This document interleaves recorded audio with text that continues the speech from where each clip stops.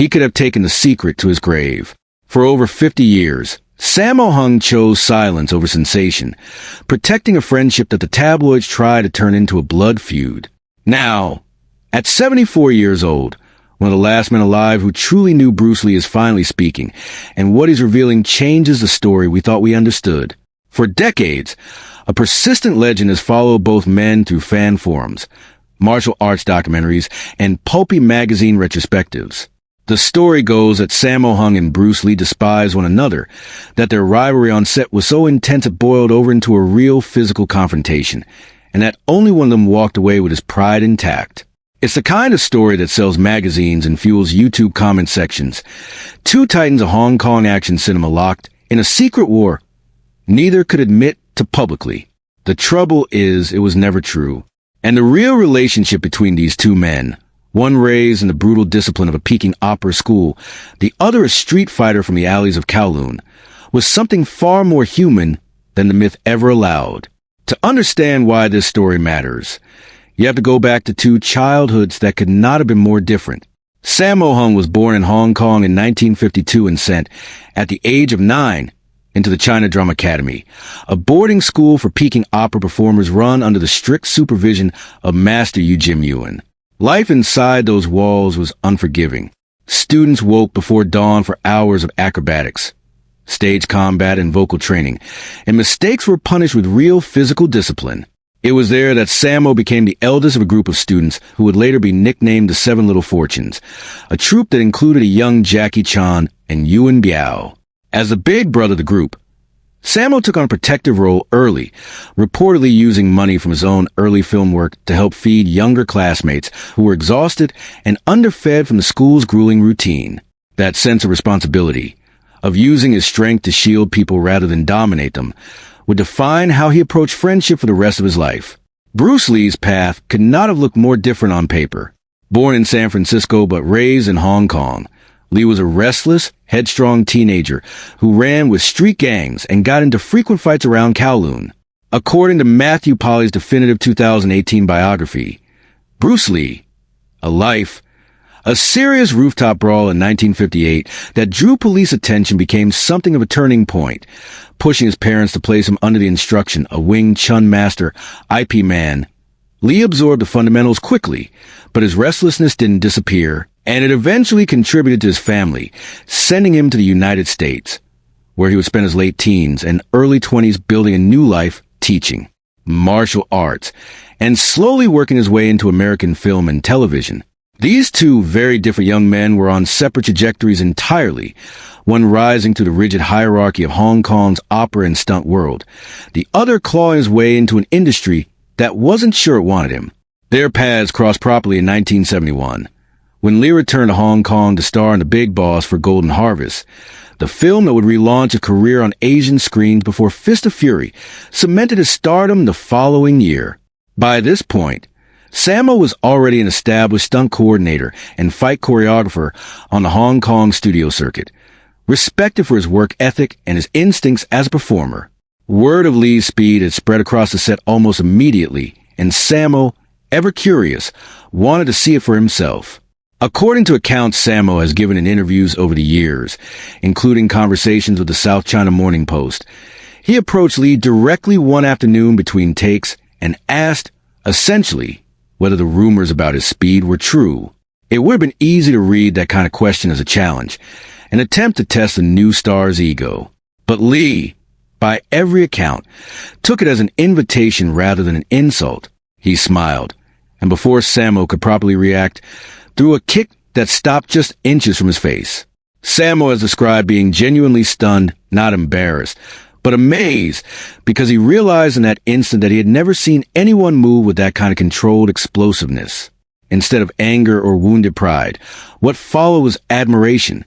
That single moment, more than any single scene or fight sequence they shared, is often cited by Sammo as the true foundation of their friendship, a mutual respect built on curiosity rather than competition. That respect deepened quickly once the two men began working together, most famously on 1973's Enter the Dragon, the film that would introduce Bruce Lee to a global audience. Sammo appears in the film's opening sequence, playing a young monk who spars with Lee in a courtyard before the credits even finish rolling. It's a scene worth revisiting with fresh eyes, because it plays almost nothing like the kung fu cinema of its era. Both men wear small, open-fingered padded gloves and simple shorts, closer to the look of modern mixed martial arts than the flowing robes typical of the genre at the time. The fight itself moves through striking, clinch work, a sweep, and finally a judo-style armbar that Lee uses to finish the exchange, a level of grappling realism that many film historians point to as one of the earliest depictions of mixed martial arts on screen, years before the term existed in the mainstream. What makes the sequence even more remarkable is how little preparation went into it. Sammo has recounted that there was no extended rehearsal period. The two of them sat together on the grass outside the temple set, talked through the beats of the choreography for a short while, and then filmed the entire exchange in a single take. That kind of trust, letting a partner throw full-speed strikes and hold without a safety net rehearsal, doesn't come from professional obligation alone. It comes from two people who had already built real confidence in each other's control and instincts on set and off it. That trust extended into smaller, more personal moments too. Sammo has spoken about watching Lee handle the nunchaku, the weapon that would become inseparable from Lee's public image, and rather than asking for a formal lesson and risking imposing on his friend's already demanding shooting schedule, Sammo simply observed closely, then went home and practiced on his own for about half an hour until he'd worked out the mechanics himself. When he later taught the movements to another young performer, the actor assumed it must have taken years to master, and was reportedly stunned to learn it had taken Sammo a single evening. It's a small story, but it says something important about how Sammo related to Lee, not as a rival trying to match a move for move in public, but as a student quietly absorbing what he could out of genuine respect, without needing credit or confrontation to prove anything. Off-camera, colleagues and crew members who worked alongside Lee often described him as an intense, demanding presence, someone who held himself and everyone around him to exacting standards. But those who were close to him, Sammo included, have long insisted that the moment a director called cut, that intensity would dissolve into warmth. Lee was known to joke around with the stunt team, laugh easily, and treat the people who worked under him with genuine camaraderie once the pressure of performance lifted. For Sammo, this side of Lee, the private, easygoing friend rather than the mythic screen warrior, is the version he has spent decades trying to protect from being flattened by legend. Lee's path to that legendary status wasn't without real professional pain, and understanding it helps explain why the friendship with Sammo mattered so much to him. Before his Hong Kong breakthrough, Lee had pursued the lead role in the American television series Kung Fu, a project built around a Shaolin monk wandering the American West, a role he felt suited on every level. Warner Brothers ultimately cast David Carradine instead, and while the studio's public reasoning at the time cited concerns about mainstream American audiences accepting an Asian lead, the decision has remained a well-documented sore point in accounts of Lee's career, one that pushed him to stop waiting for Hollywood's approval and return to Hong Kong to build something on his own terms. Alongside Golden Harvest's Raymond Chow, Lee formed Concord Production Incorporated, giving himself creative control he'd been denied in the United States. Around the same period, he made the decision to close his American martial arts schools, worried that formalizing Jeet Kune Do into a rigid commercial system would betray the philosophy behind it, choosing instead to teach smaller, private groups of students. Sammo watched a friend carry an enormous weight during these years, the pressure of proving himself to an industry that had already rejected him once, layered on top of the physical toll of increasingly demanding film work. That pressure came to a devastating and sudden end on July 20th, 1973, when Bruce Lee died at just 32 years old. The official cause was listed as cerebral edema, a swelling of the brain that took his life within hours. Only weeks before Enter the Dragon would premiere and finally deliver him the global stardom that had eluded him for so long. Lee never saw the film that made him immortal. The loss hit the Hong Kong film community hard, and it hit Sammo personally. In the years since, he has spoken about the grief of losing a friend who still had so much creative work left unfinished, and about the strange, painful task that followed almost immediately, helping complete Game of Death, the deeply personal project Lee had been working on before his death, using stand-ins, careful camera angles, and existing footage to patch together a film its lead actor never got to finish. It was an emotionally difficult undertaking for everyone involved, and Sammo has described it less as a job and more as an obligation, a way of honoring a friend's unfinished vision rather than letting it disappear.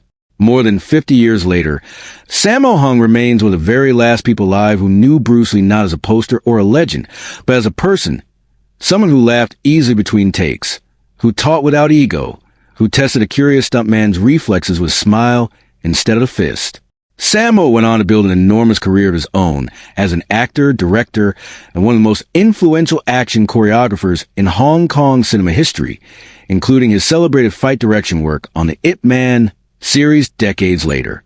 And still, in interview after interview, he returns to Bruce Lee, not out of obligation, but because he seems to feel a real responsibility to correct a record, to make sure the next generation understands that the bond between them was never a rivalry dressed up as friendship for the cameras.